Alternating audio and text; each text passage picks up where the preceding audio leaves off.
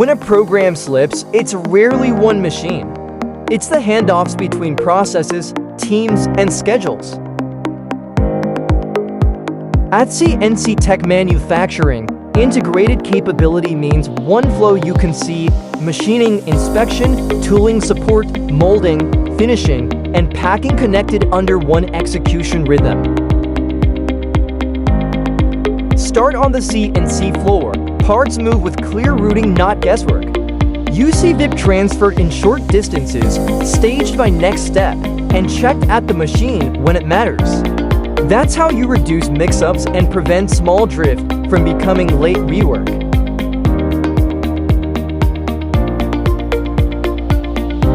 Next, measurement you can verify. CMM and metrology aren't nice to have, they're proof.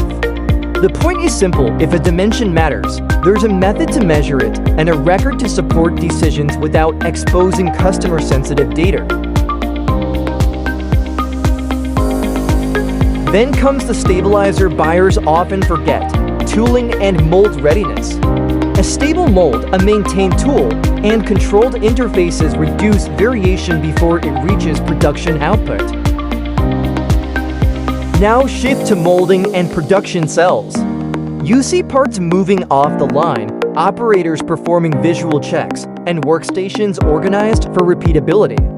This is what controlled output looks like on the floor, not on a slide. Finally, packing and outbound foam, labeling, staging done in a standard rhythm so shipment matches the right lot and the right build.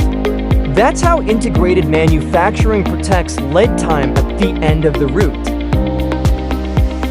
Quick question for you: where do programs break most often? Machining, inspection, molding, or packing? Comment CNC, CMM, mold, PACK, and your industry. If you're sourcing for US programs and want a supplier flow you can verify, book a call with CNCTech Manufacturing.